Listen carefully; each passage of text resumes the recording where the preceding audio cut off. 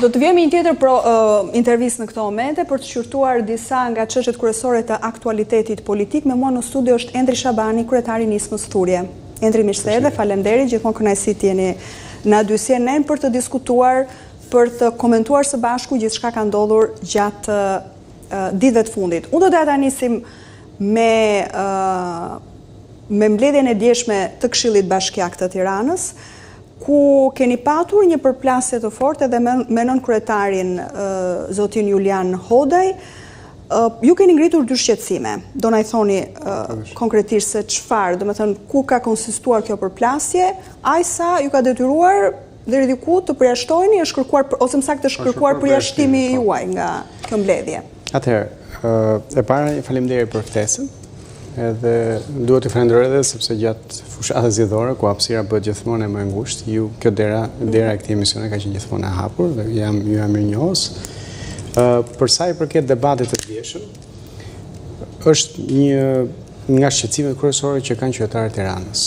Kemi 4 muaj që nuk e dim kush e drejton Tiranën. Pra, qytetarët e Tiranës të 2023 nga marrë pjesë në zgjedhje, është zgjedhur një menaxher, i cili prej 4 muajsh është në burg. Pra dje plotësoshin fiks 4 muaj që është në burg. Që do thotë, ne nuk e dim kush e administron buxhetin e Tiranës, kush administron bashkinë e Tiranës, kush administron administratën e këtij qyteti. Ne dim që është Anuel Aristani. E cila nuk është zgjedhur nga qytetarët e Tiranës. Për pasojë, njerëzit duan të dinë me çfarë legitimiteti drejton Anuel Aristani, e para dhe e dyta, kush do ta drejtojë 2 vitet e ardhshme. Qytetarët e Tiranës kanë votuar dhe do duhet ftohen të votojnë sërish. Nëse për ta shpjeguar, Endri, në raste të tilla, kur kryetari është në këto kushte, çfarë thot ligji? Ligji është shumë i qartë. Thotë që në rast se kryetari i bashkisë mungon për 3 muaj rresht. Për cilin do arsye? Pa ndërprerje, po nuk jep justifikim. Këshilli Bashkiak i lind e drejta dhe detyrimi që të kërkojë shkarkimin e tij. Me këtë arsye, pra, se shiko, është sjell ky argumenti që edhe Berisha kaloi afatin për 6 muaj që nuk shkonte në parlament. E parë në vetvete edhe ajo është gabim. Pra, Sali Berisha nuk duhet ta mbante më mandatin sepse 6 muaj ato votues që kishin votuar për Sali Berishën s'kishin një zë në parlament ose kishin një zë më pak nga Partia Demokratike. E dyta, është një gjë organet kolegjiale dhe është një gjë tjetër postet ekzekutive. Pra është një gjë që Shqipëria mos ketë një deputet 6 muaj në parlament dhe është një gjë mos ketë kryeministër. Qartë. E njëjta gjë me Bashkinë e Tiranës. Është një gjë të mos kesh një antar i Këshillit Bashkiak që nuk shkon në mbledhje të Këshillit dhe është një gjë tjetër mos kesh kryetarin e bashkisë. Pra kjo do të ishte çështja kryesore e qytetit. Cili është argumenti i bashkisë ose më saktë i Këshillit Bashkiak në rastin konkret ndaj kësaj kërkese? Nuk ka argument.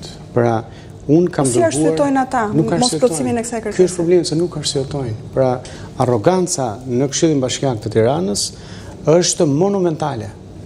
E dini ju që unë nuk lejon të nxjerr celularin dhe të filmoj? Pra, në një moment, po të ndiqni kronikën, nënkryetari i bashkisë, nënkryetari i Këshillit që po drejtonte mbledhjen, thotë të ndërpritet transmetimi, u ndërpret transmetimi që është Facebook, aty media s'ka, ne nuk lejojmë të nxjerrim celularin, nuk merret vesh fare çfarë ndodh aty brenda. Unë inkurajoj qytetarët që të vinë për një seancë dëgjimore për disa pallate që duan t'i prishin. Su mor vesh çfarë u diskutoi brenda. Celularet s'lejohen, media s'lejohen, pra aty është bunker. Tani ne si Këshilltar Bashkiak, të cilë na kanë zgjedhur qytetarët e Tiranës, kemi disa mënyra për ta ushtruar këtë funksion. E para është përmes votës. E dyta është përmes nismave vendore që çojmë, dhe e treta është përmes fjalës. Pra kështu e transmetojmë ne vullnetin e qytetarëve në Këshillin Bashkiak. Të gjitha nismat, pa përjashtim, të gjitha nismat që unë kam çuar në Këshill Bashkiak janë injoruar, nuk janë futur në rendite. Pra Këshilltari Bashkiak nuk ka kontroll mbi rendin e ditës, pra mbi atë që diskutohet aty. Të gjitha kërkesat që është një situatë që po ndodh pas arrestimit të zotit Veliaj, pra për gjatë këtyre 4 muajve? Ka qenë njësoj dhe përpara dhe kur ishte rënë Veliaj në bashki. E njëjta gjë. Pra është një diktaturë, është një mungesë totale respekti për ligjin dhe në thelb një mungesë respekti për qytetarët e Tiranës. Por duhet transparencë totale, do të thënë me çfarë legitimiteti po drejtohet Bashkia e Tiranës dhe kush do ta drejtojë 2 vitet e ardhshme.